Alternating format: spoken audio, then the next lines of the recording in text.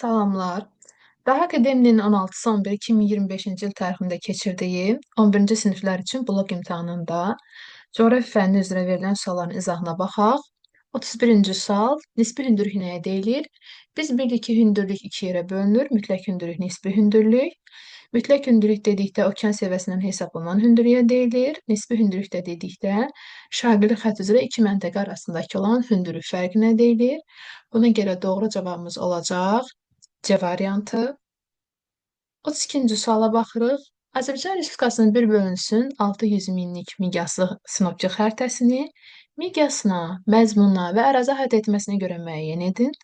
Biz bilirik ki, xəritə təsnifat xüsusiyyətlərinə görə üç yerdə bölünəcək. Həm miqyasına, məzmununa, ərazi əhatə etməsinə görə də hər bir dairədə üç yerə bölünür.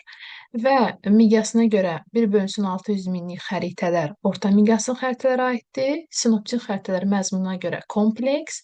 Azərbaycan da əhatə etdiyi əraziyə görə isə ölkə olaraq qeyd edəcəyik və doğru cavabımız olacaq C variantı. 33-cü sual. Ətəkləri dəniz səviyyəsində yerləşən təpələrin hündürlüklərini tapın. Ətəkləri dəniz səviyyəsində yerləşməsini xüsusi olaraq qeyd edək ki, xarici horizontal 0 metrə bərabərdir və növbəti horizontal 45 metr olduğunu bilərəkdən biz iki qonşu horizontalın bir-birindən fərqini çıxaraq, yəni 45 metrdən 0 metri çıxaraq, burada verilən təsvirdə Resmi yüksəkliyin 45 metr olduğunu tapa bilərik və bu 45 metrdən istifadə edərək biz istər A nöqtəsini, istər də C nöqtəsinin hündürlüyünü tapa bilərik. A nöqtəsinin hündürlüyünü tapan zaman 1, 2, 3. Əvvəlcə biz burada 45-i vuracağıq 3-ə. 45-i 3-ə vuran zaman cavab olaraq tapacaq 135-i. Bu A nöqtəsinin ən hündür zirvəsi olaraq qeyd edəcəyik, mütləq hündürlüyü. Həmçinin də C nöqtəsini tapan zaman C nöqtəsindən xarici horizontalın arasındakı olan hündürlük fərqinə baxırıq. 1, 2, 3, 4, 5 və 5 horizontal arası olduğuna görə müvafiq olaraq da 45-i biz vuracağıq 5-ə. 45-i biz 5-ə vurduqda burada cavab olaraq tapacağıq 225. Bu səbəbdən AC-ni də bizdən istədiyinə görə cavabımız olacaq C variantı olaraq. 34-cü sual. Baş Qafqaz silsiləsində yerləşməyən zirvəni seçin.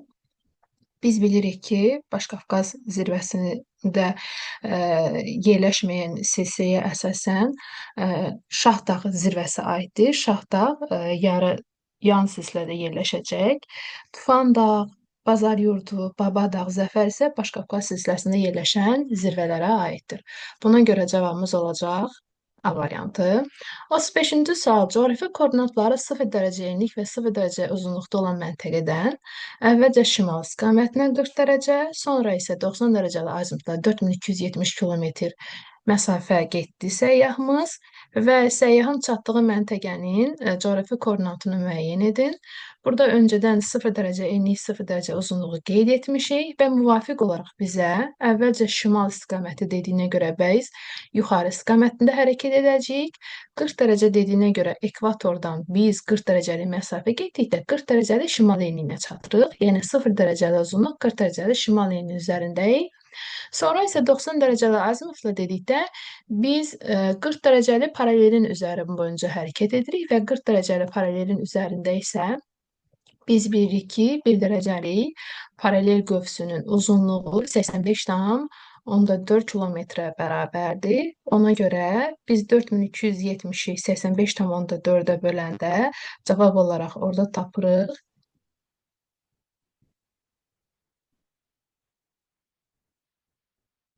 50 dərəcəli uzunluğun özünü biz burada qeyd edəcəyik.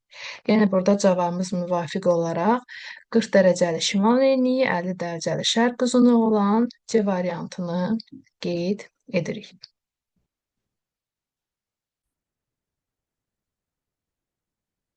Davam edirik. 36-cı sual. Şəkildə verilən yer qabığı formalarının yerləşdiyi dağları qeyd edin. Şəkildə verilən yer qabığı formaları əsasən faylı dağlarda müşahidə edilən relyef formalarına aiddir və aşağıdakı cavablardan isə biz faylı dağlar dedikdə yaşlı dağları götürəcəyik. Burada da müvafiq olaraq 1, 6 və 2-ni cavab olaraq götürəcəyik. Cavabımız olacaq D variantı. 4, 5 və 3-də verilənlər cavan dağlardır. Ortada antiklinallar, sinklinallar müşahidə edilir. 37-ci suala baxırıq. Uyğunluğu müəyyən edin. Bizə proyeksiyalardan uyğun olaraq ixtiyari bərabər bucaqlı və bərabər sahəli proyeksiya növlərini veribdilər və onlara aid olan xüsusiyyətləri müəyyən etməliyik. İxtiyari proyeksiya aid olan xüsusiyyətlərə toxunduqda, bir dəqiqə, qoy variantlar tam görünsün. Hı.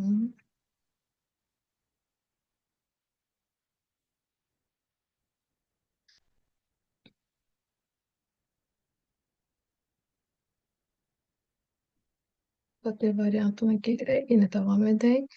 Aha. Burada bizə birinci verir ki, sahə və bucaqlar az təriflə verilir. Bu təbii ki, bizdə olacaq ixtiyari proyeksiyaya aid olan xüsusiyyət olaraq qeyd edəcəyik. Növbəti də dəniz nəqliyyatı və aviasiyada istifadə olunur. Bu əsasən uyğun olacaq bərabər bucaqlı proyeksiyaya 3-ə uyğun gəlir. Yəni 1-ə A, 2-ni saxlayırıq. 3-ə B. Materik və okeanların sahələrini hesablamaq üçün istifadə edilir. Bu əsasən bərabər sahələ uyğun gələcək. Növbəti də uzunluq və forma tam təhrif edilir. Bu da yenə bərabər sahələ uyğun gələcək proyeksiya xüsusiyyətdir. Və 5-ciyə baxırıq. İstiqamət və ya bucaq demək olar ki, təhrif edilmir. Bu da ki, əsasən bərabər bucaqlıya uyğun gələn variant olaraq qeyd edəcəyik. Yəni 1-ə A, 2-ə C, D, 3-ə B-yi, bu da uyğun olaraq C variantına uyğun gələcək. Növbəti suallara baxaq.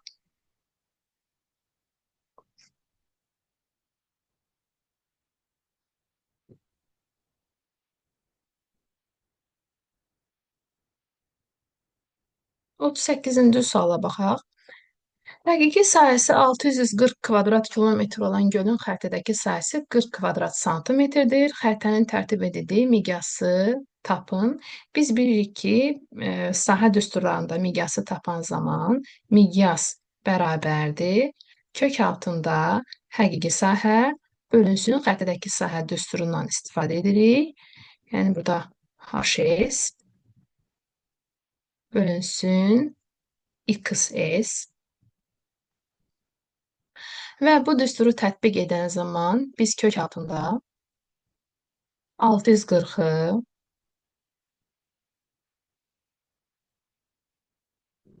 böləcəyik 40-a. Bu zaman kök altında çıxacaq 16. Kök altında 16 daha doğrusu. Və buradan da çıxacaq vahid olaraq 4-ün özü. Və biz bunu miqyas şəklində yazdıqda 1 bölünsün 4. Bunu burada yazaq. Və sonra 5 dənə sıfırı əlavə etməliyik. 4 və 5. Və bizim cavabımız olacaq A variantı. 39-cu sual. Azərbaycan hansı yarımkürələrdə yerləşir? Biz bilirik ki, ekvator xəttinə görə yer kürəsi 2 yarımkürə bölünür. Ekvatordan yuxarıda şimal, ekvatordan aşağıda cənub. Qrimviçə görə isə yenə 2 yarımkürə bölünür. Qrimviçdən sağ tərəfdə şərq, Qrimviçdən sol tərəfdə isə qərb yarımkürəsi olaraq qeyd edirik və Azərbaycan da müvafiq olaraq şimal-şərq yarımkürəsində yerləşəcək. 40-cı sual. Doğru variantı seçin. Bizə burada təqdim edilən sualda zod, biçənək, ömər aşırımları təqdim edilibdir və bu aşırımların hansı relyef formasında yerləşdiyini müəyyən etməliyik. Zod aşırımı əsasən vulkanik yaylıqda yerləşir. Murovdağda yerləşən bizim ömər aşırımının özünü qeyd edəcəyik. Biçəynək aşımı isə Zəngəzur ərazisində yerləşir. Yəni 1-ə A, 2-yə C, 3-ə B variantı olacaq. C variantı doğru cavab. Qurşaq vaxtı Bakı şəhərindən 5 saat geridə olan məntəqənin aid olduğu saat qurşağının orta meridianını tapın.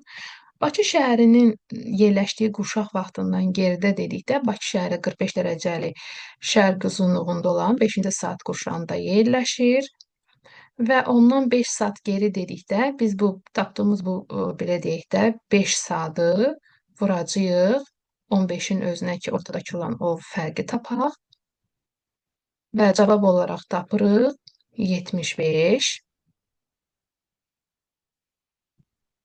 75 daha doğrusu dərəcə. Biraz üzr sayın uşaqlar. Zoom'da biraz belə gecikmələr ola bilir. Və burada isə qeyd etdikdə 0 dərəcəli Greenwich özünü qeyd edəcəyik. Digər tərəfdən 45 dərəcəli uzunluğunu özünü qeyd edəcəyik və 45 dərəcəli uzunluqdan qərbə geri dedikdə biz təbii ki, qərbə gedəcəyik və 75 dərəcəli məsafəni qət etdikdə biz gəlib çatacağıq qərb yarımkürəsindəki 30 dərəcəli qərb uzunluğunun özünə. 30 dərəcəli qərb uzunluğu 22-ci saat qurşağının orta meridiana bərabərdir və buna görə də bizim cavabımız olacaq C variantı.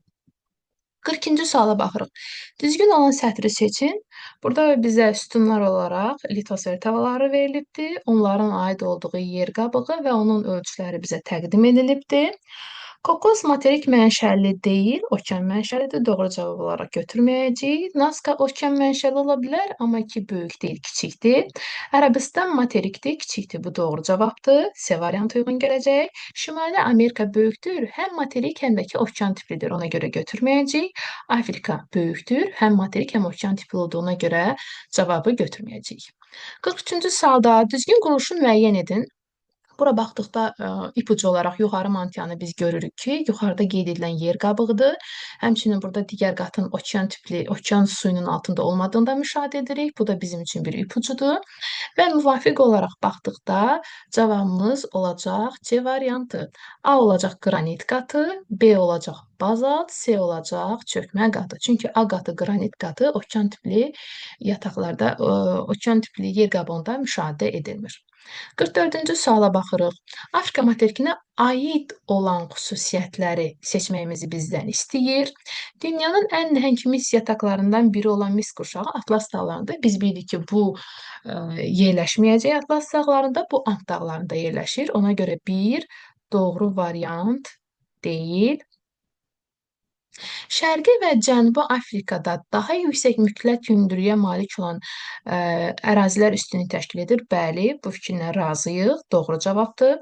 Adamawa dağları Afrikada subduksiya zonasında yerləşir. Bu dağlar Afrikada yerləşə bilər, amma ümumiyyətlə biz bilirik ki, Afrikanın ətrafında subduksiya zonası müşahidə edilmir. Ona görə 3 də yanlış cavabdır. Elə buradan da cavabın D variantı olduğunu bilirik. Yenə də davam edək. Yaşına görə Afrikanın ən cavan ərazisi şimalda Atlas dağlarıdır, bəli. 5-də isə Əjdaha və Kap dağları Hersin dağına gəlməsinə yaranmışdır. Bu da ki, müvafiq doğru cavab olaraq qeyd edirik. Növbəti suala keçək.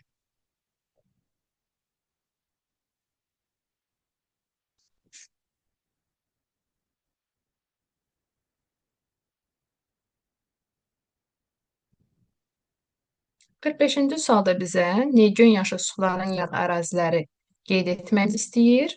Neygön yaşıl sular bilirik ki, Kaynozoy erasının dövrlərinə aiddir. Azərbaycanda da əsasən qeyd etdikdə hansı əraziləri, xüsusi olaraq Abşeron Qobustan ərazisində və Ceyrançöl Acınqor ərazisində, daha çox Ceyrançöl ərazisində qeyd edəcəyik. Buna uyğun olaraq bizim cavabımız itirmədən qeyd edək. Olacaq C variantı 2 və 4. Uyğunluq pozulmuşdur. Bizə eksogen mənşəli xaricdə baş verən prosesləri, yəni xaricdə qüvvələrin təsiri nəticəsində yaranan relyef formaları təqdim edilibdir və burada baxdıqda deflyasiya şahid dağlar əmələ gətirir, eksorasiya Trok dərələri əmələ gətirir. Bunlar tamamilə doğru variantlardır. Kars mağaralar əmələ gətirir, Kars prosesi, abraziya isə Dalmasiya əmələ gətirir. Sadəcə daimi axarlar deyil də, müvəqqəti axarlar nəticəsində bentlinlər əmələ gəlir. Ona görə cavabımız olacaq C variantı. 47-ci sual. Kim Meri Alp Hersin dağı əmələ gəlmə mərhələsində yaranmış dağları müvafiq olaraq seçin dedikdə, e, biz burada nəyə diqqət edəcəyik? Birbaşa cavabımızı qeyd etdikdə cavabımız olacaq B variantının özü olaraq qeyd edəcəyik bunu. Çünki ardıcıllıq pozulur. Hertzində Kulnu dağılımına gəlməsi baş verməyibdi. Qafqaz dağılımına gəlməsi Hertzində baş verməyibdi. Çünki mətndə müvafiq sözü bu ardıcılığı pozur. Ant dağları Kaynazoyda idi, gəlməyibdi. Burada məsəl üçün qeyd etsək Altay dağları, Altay sayan isə Kimmerdə əmələ gələn dağlar deyil. Müvafiq olaraq dağlarımız olacaq D variantı. Kunlun, Alp və Apalaç dağlarının özünü qeyd edəcəyik. 48-ci suala baxaq. Düzgün olmayan fikri ifadə edin deyir. Biraz şeydim. Aha. Və burada nəyə fikir veririk? Cavabları bir-bir oxuduqda günəş şalları düz buzaq altında düşməsi zenit vəziyyəti adlanır. Bəli, bu doğru cavabdır. Ona görə mənim şərtimi ödədiyimə görə düzgün olduğu üçün mən bunu qeyd etməyəcəm. B variantında yeni fırlanma oxu orbitin hissəsində şərqli vəziyyətdə olsa, onda fəsillər yaranmaz. Gecə-gündüzün uzunluğu il boyu bərabər olardı. Doğru variantdır. Qış gündönümü günü şimal qütb dairəsində qütb gecələri müşahidə edilir. Qış gündönümü günü günəş cənub yarımkürəsində zenitdə olduğuna görə mən şimal qütb dairəsində qütb gecələrini müşahidə edəcəm. Payız gecə-gündüz bərabərliyi günü cənub yarımkürəsində payız fəsli başlayır. Payız gecə-gündüz bərabərliyi günündən sonra cənub yarımkürəsində biz yaz fəslini, şimal yarımkürəsində isə payız fəslinin başladığını müşahidə edirik. Ona görə cavabımız olacaq D variantı. Səhv olaraq, yaz gecə-gündüz bərabərliyi günü günəş ekvator üzərində zenitdə olur. Bəli, bu da doğru cavab olaraq qeyd edəcəyik. Baxaq 49-cu suala. 49-cu sualımız əsasən təhrifdir, təhriflə əlaqədardır. Bilirsiniz ki, qəbul imtahanına düşən əsas suallardandır. Davam edək. Bizə deyir ki, 1 bölünsün 6 milyon miqyaslıq xəritədə 40 dərəcə şərq uzunluğu. Buradan çəkək sizin üçün görsəli. Biraz əyri oldu. 20 dərəcə şərq uzunluğu və 10 dərəcə qərb uzunluğu. Buradan yazıram 10 dərəcə qərb uzunluğu olaraq qeyd edəcəm. Qərb.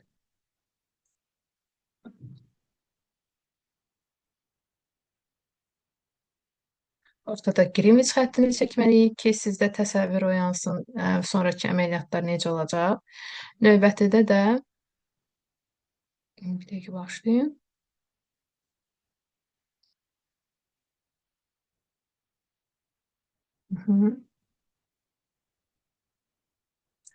Növbətidə isə 20 dərəcəli şərq uzunluğunu qeyd edək.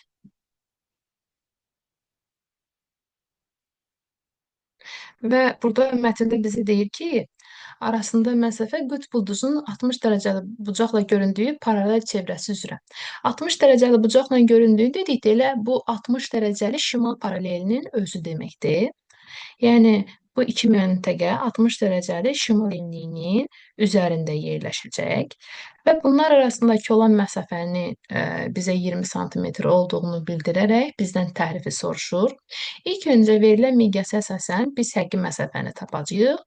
Həqiqi məsafə bərabərdir. Sonundan miqyasın 5 sıfır silirik, olur 60.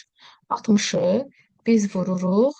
Biraz yerlərini səhv yazıram uşaqlar, üzr sayın, bərabərliklərim oynayır. 60 vuracağıq 20-nin özünə. 60-ı 20-yə vuranda cavabımız olacaq 1200. Yəni həqiqi məsafəyə görə tapdığımız cavab oldu 1200 kilometr. 1200.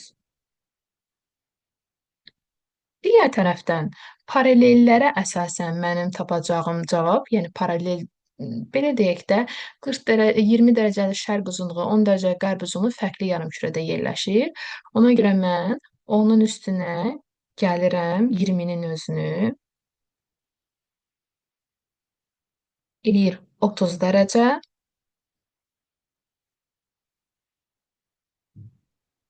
Dərəcələri vaxt itirmək deməkdən ötəri belə nöqtə formasına qeyd edəcəm. Mhm. Və təzədən mən bunun neçə kilometr olduğunu tapmaqdan ötəri mətn içərisində verilən 60 dərəcəli paralelin 1 dərəcəlik qövsünün uzunluğuna vuracağam. Mən elə bil 60 dərəcəli paralel çevrəsinin üzərində 30 dərəcəlik qövsün neçə kilometr olduğunu tapmalıyam və bunu vuranda 55,8 kilometrə 55,8-ə vurduqda cavabımız olacaq 1674 kilometr. 1674. Və biz tərifi tapmaqdan ötəri 1674-dən də çıxacaq 1200-ü. 1674-dən 1200-ə çıxdıqda isə cavabımız neçə olacaq? C variantı sonda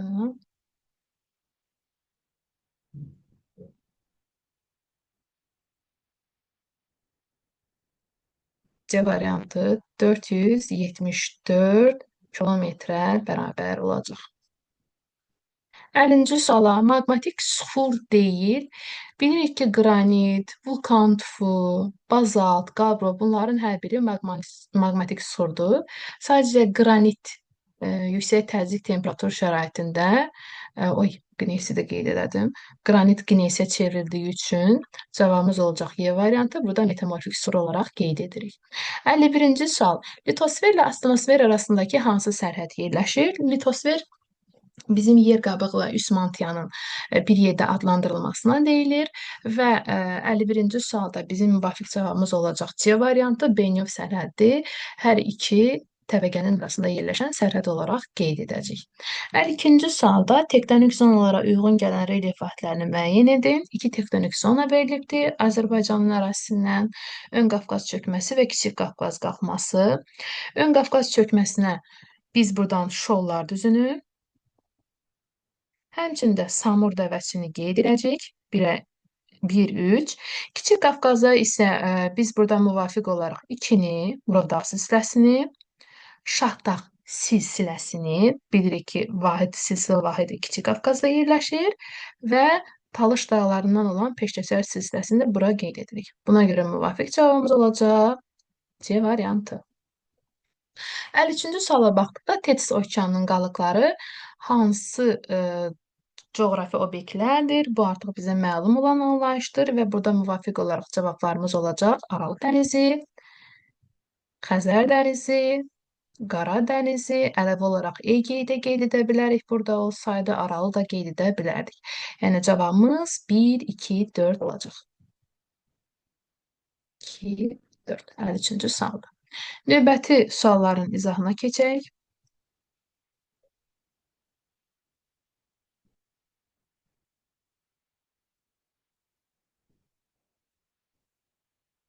54-cü suala baxaq. Yer təbəqələrinin yaranma ardıcıllığını düzgün qeyd edin. Burada ardıcıllığı biz ta qədimdən cavana doğru düzməliyik. Bizə məlumdur ki, birinci nüvə, sonra mantia, sonra atmosfer, hidrosfer və sonda isə biosfer yaranmışdır.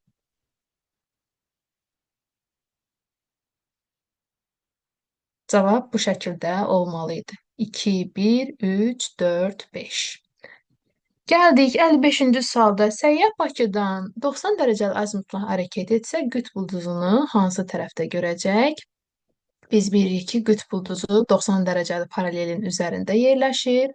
Bu bizim 50 dərəcəli şərq uzunluğunun özüdür və Azərbaycan ərazisində Bakıda olan bir şəxs üzü şimal qütbünə tərəf dayandıqda qütb ulduzunu özündən şimalda görər və biz 90 dərəcəli azimutla hərəkət etdikdə, yəni şərq istiqamətinə hərəkət edirik. Şərq istiqamətinə hərəkət etdikdə isə qütb ulduzu müvafiq olaraq bizim solumuzda yerləşəcək. Yəni cavab olacaq burada 2 olan solunda olacaq.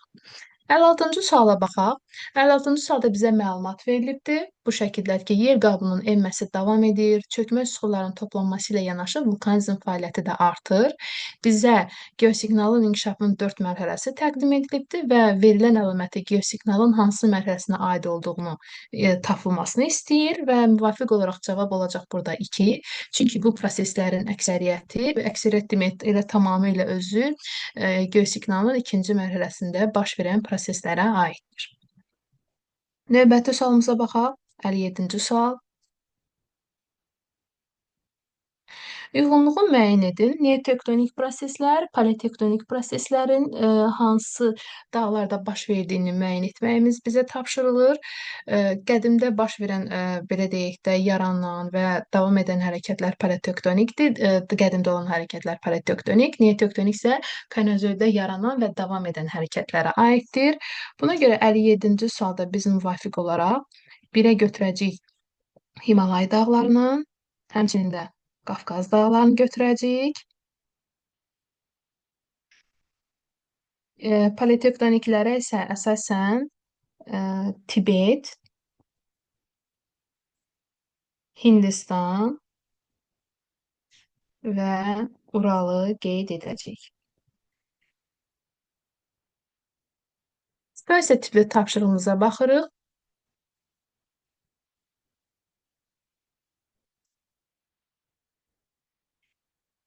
Sitasiya tipli tapşırıqda bizə mətn verilibdir və mətndən biz 58, 59, 60-cı sualları cavablandıracağıq.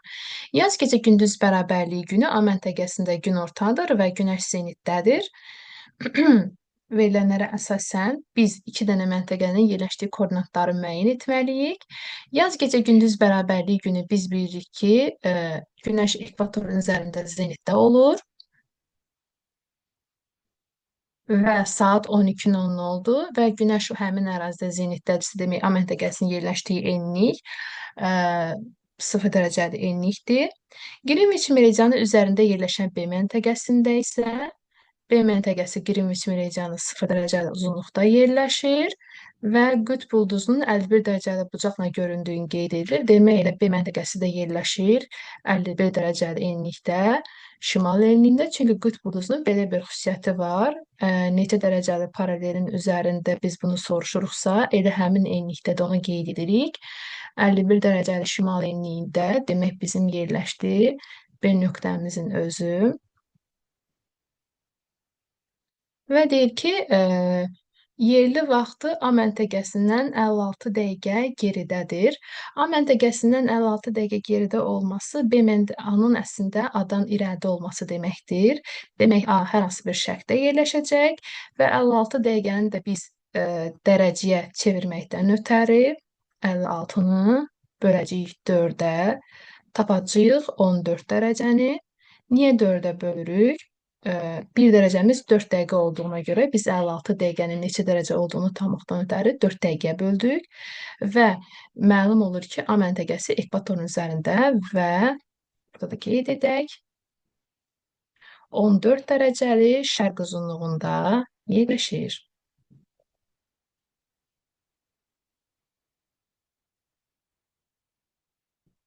Və bu verilənlərə əsasən biz 58-ci sualın demək olar ki, şərtinin də cavabını da tapdıq.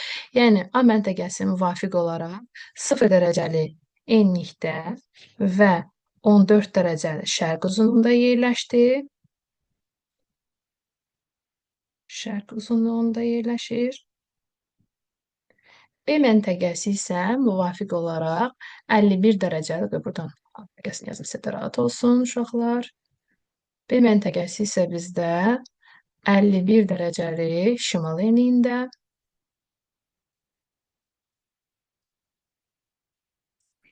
və 0 dərəcəli Qrinviçin üzərində yerləşəcək.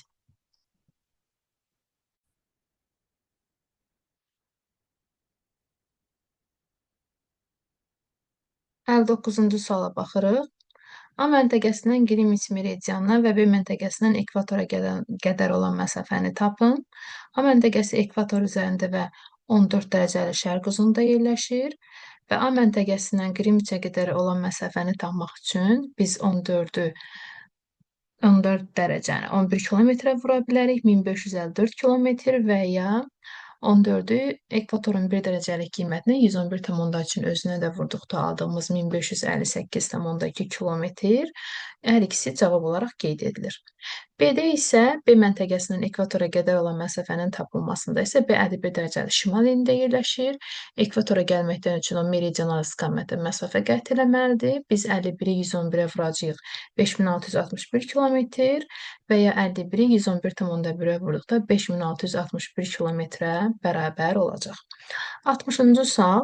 A məntəqəsi B məntəqəsindən hansı azimutda yerləşir?